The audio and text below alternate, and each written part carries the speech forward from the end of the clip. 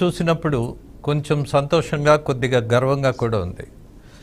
మాజీ ఆఫీసర్గా అలాగే ఎమ్మెల్సీగా ఉన్న యేసరత్నం గారి స్పోర్టివ్నెస్, చిన్నపిల్ల అయినా తను ఇచ్చినటువంటి వివరణ, విశ్లేషణ, లోతైనటువంటి అవగాహన, రాజకీయాల్లో ఉండాల్సింది ప్రాథమికమైనటువంటి లక్షణం ఏంటంటే ఒక విషయాన్ని పూర్తిగా అర్థం చేసుకోవటం, తెలిసింది మాట్లాడడం, అలాగే ప్రజలకు అవసరమైనటువంటి విషయాలను ప్రజలకు చేరవేయటం. ఎక్సలెంట్ అరుణ అండ్ మన వైసీపీ గారు యేసరత్నం గారు. ఇక బాజీ గారు, మీకు పెద్ద పోటీనే. ఇప్పుడు వీళ్ళిద్దరూ మాట్లాడారు, అలాగే మీరు ఇచ్చేటటువంటి వివరణ కూడా అంత లోతైనటువంటిది, అంత బాధ్యత కలిగింది మీ దగ్గర నుంచి ఆశిస్తున్నా. At the same time you are at liberty. 3 విషయాలు మీ ముందు పెట్టా. ఒకటి, ల్యాండ్ టైటిలింగ్ యాక్ట్. నాకున్న సమాచారం మేరకు నీతి ఆయోగ్ను ఆంధ్రప్రదేశ్లో ప్రవేశపెట్టిన ఈ చట్టం గురించి ఆర్టీఐ చట్టం కింద సమాచారం సేకరిస్తే నీతి ఆయోగ్ చెప్పింది చాలా స్పష్టంగా, ఆంధ్రప్రదేశ్లో పెట్టిన చట్టం గురించి మా దృష్టికే రాలేదు అని. బట్ ప్రపోజ్ చేసింది నీతి ఆయోగ్ అన్నటువంటి వాదన వైసీపీ ప్రభుత్వం వినిపించింది. దీని గతాన్ని ఒక్కసారి మీరు వివరిస్తే, కేంద్ర ప్రభుత్వంలో మీరున్నారు కాబట్టి మీరే ఈ చట్టాన్ని రూపొందించారా? దాన్ని ఆ రూపొందించిన చట్టాన్ని ఆంధ్రప్రదేశ్లో మార్పులు చేసి వాళ్ళకు అనుకూలమైనటువంటి ఆ మార్పులతో ముందుకు తీసుకెళ్లారా? నమస్కారం రాజేంద్ర గారు, అదేవిధంగా ప్యానల్ ఉన్నటువంటి యేసరత్నం గారికి, నమస్తే. అరుణ్ గారికి, చూస్తున్న వ్యూయర్స్ అందరికీ కూడా నమస్కారం.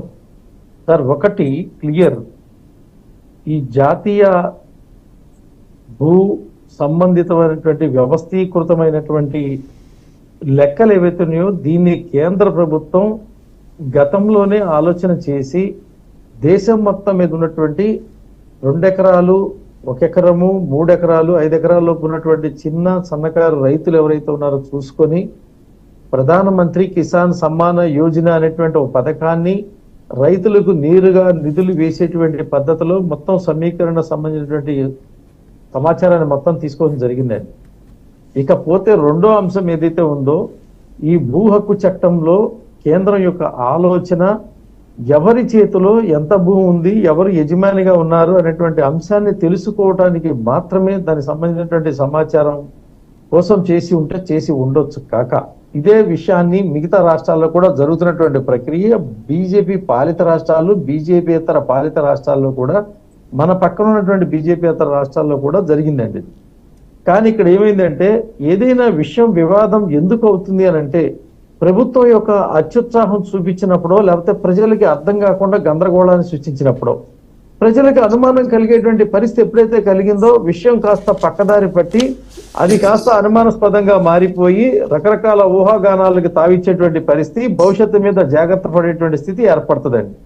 ఈ రోజున ఆంధ్రప్రదేశ్ లో ఏర్పాటు చేసినటువంటి భూ హక్కు చట్టం ఏదైతే ఉందో, మొట్టమొదటిగా దాన్ని వ్యతిరేకించి విజయవాడలో ఉన్నటువంటి బెజవాడ బార్ అసోసియేషన్ అడ్వకేట్స్ అని క్లియర్ గా వాళ్లే ఎందుకు అపోజ్ చేయాల్సినటువంటి పరిస్థితి ఎందుకు వచ్చింది అని అంటే, ఇప్పటికే సిఆర్పిసిలో ఉన్నటువంటి 7 సంవత్సరాల్లో శిక్ష పడేటువంటి కేసులు ఏవైతే ఉన్నాయో, క్రిమినల్ కేసులు, వాటికి అన్నిటి కూడా బెయిల్స్, స్టేషన్ బెయిల్లో చేయాలనేటువంటి ఒక ఆలోచన జరిగి పార్టీ 1 నోటీస్ తో జరిగిపోయి ఇప్పుడు క్రిమినల్ కేసులు ప్రాక్టీసే లేకున్నటువంటి అడ్వకేట్స్ ఎవరైతే ఉన్నారో వాళ్ళందరికీ కూడా ఈ భూ హక్కు చట్టం అనేది ఒక వెన్ను మీద దెబ్బ కొట్టినటువంటి పరిస్థితి.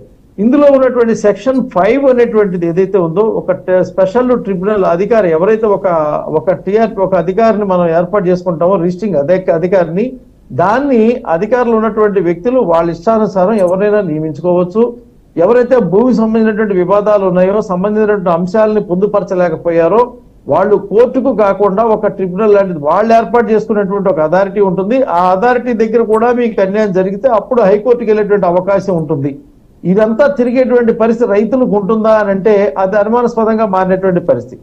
ఇది కాకుండా ఈ ప్రభుత్వం మీద ఎందుకు ఇంతకు అనుమానం చేరుకున్నటువంటి అవకాశం కలిగింది అని అంటే, ఈ ప్రభుత్వం యొక్క ప్రతి ఒక్క ప్రచార ప్రక్రియ ఏదైతే చేపట్టిందో, పేదవాళ్ళకి ఇచ్చేటువంటి ఇళ్ల స్థలాల పట్టాల మీద వేసుకున్నటువంటి ఫోటోలు కానీ, లేకపోతే గతంలో ఎన్నడూ లేని విధంగా పాసు పుస్తకాల మీద రాజశేఖర రెడ్డి గారి ఫోటోలు, జగన్మోహన్ రెడ్డి గారి ఫోటోలు వేసుకున్నటువంటి వైనం కానీ, లేకపోతే మొన్న చేపట్టినటువంటి యొక్క స్థలాలు సంబంధించినటువంటి ఈ రియల్ ఎస్టేట్ ప్రభుత్వం నిర్వహించింది కానివ్వండి, లేకపోతే పేదలకు ఇచ్చేటువంటి స్థలాల్లో సర్వే రాళ్ల మీద కూడా జగన్మోహన్ రెడ్డి గారి బొమ్మలు వేసుకున్నటువంటి పద్ధతి కానీ ఇవన్నీ చూసిన తర్వాత జనానికి ఏమైందంటే నా పట్టాదారు పాస్ పుస్తకాల మీద బొమ్మలు వేయించినటువంటి నాయకత్వం ఏదైతే ఉందో రేపు గనక ఈ భూ హక్కు చట్టం గనక అమల్లోకి వస్తే నా భూమి కూడా నాకు దక్కకుండా పోతుంది అనేటువంటి ఒక ఖచ్చితమైనటువంటి అనుమానం వాళ్ళందరిలో ఏర్పడిందండి. దీనికి ప్రభుత్వం సమాధానం చెప్పాల్సినటువంటి అవసరం ఉంది. దీనికి కేంద్రమే పరిస్థితి అనేది కూడా లెక్కనైతే దీంట్లో అనేక అంశాలండి. ఇక్కడ ప్రభుత్వం యొక్క ప్రయత్నాలు, కేంద్రం యొక్క ప్రయత్నాలు.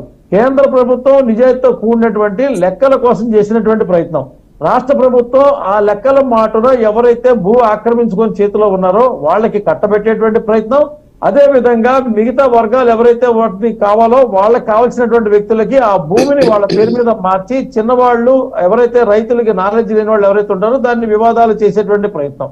అధికారం చేతిలో ఉండగా ఏదైనా అధికార దండంతో చేయొచ్చు అనేటువంటి వాస్తవమైనటువంటి విషయం ఏదైతే ఉందో సమాజంలో ఈ రోజున చట్టం అధికారులు ఉన్నటువంటి వాళ్ళకి చుట్టంగా మారుతున్నటువంటి పరిస్థితిలో అధికారులు పూర్తిగా అంటే ఇప్పుడు ఈ 5 సంవత్సరాల్లో అధికార వ్యవస్థ మొత్తం నిర్వీర్యం అయింది అనుకోండి. ఏదో ప్రత్యేకమైనటువంటి ఒక వ్యవస్థని జగన్మోహన్ రెడ్డి గారు ఏర్పాటు చేసుకొని రెవెన్యూ వ్యవస్థని మొత్తాన్ని దాదాపుగా ఎంఆర్ఓ సంబంధించినటువంటి ఎండిఓ సంబంధించినటువంటి వ్యవస్థలన్నీ కూడా అడ్రస్ దాదాపుగా లేకుండా చేసేటువంటి పరిస్థితి జరిగింది అనుకోండి. కానప్పటికీ ఇవాళ ఈ రెవెన్యూ వ్యవస్థలో ఉన్నటువంటి కలెక్టర్ గాని, ఆర్డీఓ గాని, ఎంఆర్ఓ గాని వీళ్ళు కీలకంగా మళ్ళీ వీళ్ళ చేతికి వెళ్ళేటువంటి పరిస్థితి. గతంలో ఏవైతే అడంగల్లో గాని, ఎఫ్ఎన్లో గాని, లేకపోతే భూ రిజిస్టర్లో గాని ఎంచుకున్న వాటిలో తప్పులు జరిగి ఉంటే కోర్టు ఇన్వాల్వ్ అయ్యి కోర్టు ఆర్డర్స్ ప్రకారం దాన్ని సరి చేసేటువంటి అవకాశం ఉండేది. దాన్ని ప్రత్యేకంగా సివిల్ కేసులు చేయడం కోసమే సివిల్ యాక్ట్ ఒకటి ఉండేదండి. ఈ దెబ్బకి ఏమైందంటే ట్రాన్స్ఫర్ ఆఫ్ ప్రాపర్టీ యాక్ట్ ఒకటి, రిజిస్ట్రేషన్ యాక్ట్ ఒకటి, సివిల్ ఏదైతే సివిల్ ప్రొసీజర్ కోడ్ ఒకటి, ఈ 3 కోడ్ లాలకు సంబంధం లేకుండా పోయేటువంటి పరిస్థితి ఆంధ్రప్రదేశ్ లో ఏర్పడింది రాజేంద్ర గారు. ఓకే, ఒక లాలో ఉన్నటువంటి లా ఏదైతే ఉందో ఆ లా సంబంధించినటువంటి ప్రాక్టీస్ చేసే అడ్వకేట్స్ కి పనిలేదు, ఆ లాతో కూడా ప్రభుత్వానికి పనిలేదు. ఆ లా వల్ల వచ్చేటువంటి మంచి చెడు వ్యవహారాలు కూడా రైతులు, రైతాంగానికి సంబంధించినటువంటి భూ వివాదాలకు సంబంధించినటువంటి అంశాలు కూడా పనిలేదు. సో ఇంత ప్రయత్నం జరిగినటువంటి ప్రభుత్వం మీద ఖచ్చితంగా ప్రజలు అనుమానించేటువంటి పరిస్థితి, అడ్వకేట్స్ అడ్డం తిరిగేటువంటి పరిస్థితి, ప్రతిపక్షాలు ఖచ్చితంగా ఈ విషయంలో ఈ రోజున ఎన్డీఏ గవర్నమెంట్ హామీ రానున్నటువంటి ఎన్డీఏ ప్రభుత్వం ఇస్తున్నటువంటి హామీ ఏంటంటే రాగానే మొట్టమొదటి సంతకం నేను భూ హక్కు చట్టాన్ని రద్దు చేస్తాను అని చెప్పినటువంటి మాట ఏదైతే ఉందో ఇది ప్రజలకి వినటానికి చేస్తే బాగుండనేటువంటి ఆలోచనకి ఊతమిచ్చినటువంటి అయిన పరిస్థితి అయింది రాజేంద్ర గారు. కాబట్టి బాజీ గారు, ఎన్నికల ముందు ఈ నిర్ణయం తీసుకోవడం మరి ఓటమికి కారణమవుతుందేమోనని కొంతమంది విశ్లేషకులు చెప్తున్నారు. ఒక పక్క ప్రజలకి నేను ఈ చట్టం ఏదైతే ఉందో దీన్ని తీసుకొచ్చి మిమ్మల్ని ఇబ్బందులకు గురి చేయను అని చెప్తున్నటువంటి ప్రతిపక్షాలు వాళ్ళ అధికారం కోసమే కానివ్వండి, ప్రజల పక్క నిలబడేటువంటి ప్రయత్నం కానీ చెప్పడం జరిగింది. ఒక పక్క అధికారులు ఉన్నటువంటి వాళ్ళు నేను ఎట్లాగో చేస్తున్నాను కాబట్టి నేను మళ్ళీ వస్తాను, ఎట్టి పరిస్థితుల్లో నేను వచ్చిన తర్వాత దీన్ని అమలు చేస్తానని బలంగా చెప్పడం జరిగింది. ఇవాళ ప్రజా విశ్వాసాన్ని గైకొనేటువంటి ప్రయత్నంలో నాకున్న అధికారాన్ని అమలు చేస్తానని ఒక పక్క ప్రభుత్వంలో ఉన్నటువంటి ప్రభుత్వ నేత చెప్తా ఉన్నారు. వస్తే నేను ఇటువంటి చట్టాన్ని నేను రద్దు చేసి పక్కన నిలబడతానని ప్రతిపక్ష నాయకులు చెప్తా ఉన్నారు. అనుమానం నివృత్తి ఏం లేదండి. ఖచ్చితంగా ప్రజలు, రైతుల్లో ఒక భయాందోళన కలిగించినటువంటి చట్టంగా ఇది మారిందనేది వాస్తవం. ఎందుకంటే మధ్య మార్గం ఉన్నటువంటి న్యాయవాదులు ఎవరైతే ఉన్నారో వాళ్ళు చెప్పిన మాట నమ్మకం కానీ రాజకీయాల యొక్క మాట నమ్మకం కాదు. ఆ న్యాయవాదులు ఏం చెప్తారంటే ఈ చట్టం చాలా భయంకరమైనది, ఇది రైతుల్ని ముంచుతుంది, ఇది భూ యజమాన్యత్వాన్ని వెక్కిరిస్తుంది, అదే విధంగా కోర్టులతో పని లేకుండా చేస్తుంది, కాబట్టి దీన్ని రానివ్వకూడదని చెప్పి న్యాయవాదులు తీసుకున్నటువంటి లక్ష్యం ఏదైతే ఉందో అది సక్సెస్ అయినటువంటి నమ్మకం అందరికీ ఉంది రాజేంద్ర గారు. దీన్ని ప్రపోజ్ చేసింది నీతి ఆయోగ్, అలాగే మీరు కూడా దాన్ని వెనుకున్నారు అన్నటువంటి మాట కూడా వినిపిస్తోందిగా. మరి మిమ్మల్ని వాదనే సరైనది అయితే ఖచ్చితంగా ఇవాళ 18 రాష్ట్రాల్లో భారతీయ జనతా పార్టీ అధికారంలో ఉంది. మరెక్కడా వినిపించినటువంటి శబ్దం, అదే విధంగా పక్క రాష్ట్రాల్లో తెలంగాణలో గానీ, లేకపోతే కేరళలో గానీ, ఆ పక్కన తమిళనాడులో గానీ, ఇటు పక్కన ఛత్తీస్గఢ్ లో గానీ ఎక్కడా వినిపించినటువంటి ఈ యొక్క ఆలోచన పద్ధతి ఏదైతే ఉందో మరి ఆంధ్రప్రదేశ్ రాష్ట్రంలోనే ఎందుకు జాతీయ స్థాయిలోకి వెళ్ళిపోయింది, ఎందుకు ఆంధ్రప్రదేశ్ లో ఇంత వివాదాన్ని సృష్టించేది ప్రభుత్వం జవాబు చెప్పాల్సినటువంటి అవసరం ఉందండి. ఇది భారతీయ జనతా పార్టీ మీద చెడు తీసుకెళ్లి రుద్దేటువంటి కార్యక్రమం. కరోనాలో మీకు విషయం చెప్తానండి, కరోనాలో ఎక్కడైనా ఉత్తరాది రాష్ట్రాల్లో అవకాశం కల్పిస్తే ఆంధ్రప్రదేశ్ రాష్ట్రంలో లిక్కర్ ప్రారంభించారు. ఉత్తరాది రాష్ట్రాల్లో పారిశ్రామిక ప్రాంతాల్లో ఎక్కడైతే పరిశ్రమలు ఓపెన్ చేసుకోమంటే విశాఖపట్నంలో వెంటనే అప్పుడు దాకా మూతపడినటువంటి పరిశ్రమను ఓపెన్ చేయడం, ఆ తర్వాత విషవాయువులు రావడం, అక్కడ జనం చచ్చిపోవడం కూడా మనం చూసాం. కేంద్ర ప్రభుత్వం చేసేటువంటి ప్రతి ప్రక్రియలోనూ మా భాగస్వామ్యం ఉందన్నట్టుగా, లేకపోతే మేము దాన్ని చేసామన్నట్టుగా చెప్పేటువంటి ప్రయత్నం చేస్తూ ఇది మాది కాదని చెప్పి తప్పించుకోవాలనేటువంటి ఆలోచన చేస్తున్నటువంటి రాష్ట్ర ప్రభుత్వం యొక్క వైఖరి ఏదైతే ఉందో, ఇది ప్రజలకి సమాధానం చెప్పాల్సినటువంటి పరిస్థితి ఏర్పడింది. రాజేంద్ర గారు, ఓకే. కేంద్రమే చేస్తుంటే మరి ఇదే పని మిగతా రాష్ట్రాలు ఎందుకు జరగలేదు? కేంద్రమే చేస్తుంటే ఇంత ఇబ్బంది మిగతా రాష్ట్రాల్లో న్యాయవాదులు ఎందుకు చేయలేదు? కేంద్రమే చేస్తుంటే ఖచ్చితంగా మిగతా రాష్ట్రాల్లో ఇటువంటి ఓట్ల ప్రక్రియ సమయంలో అధికారికంగా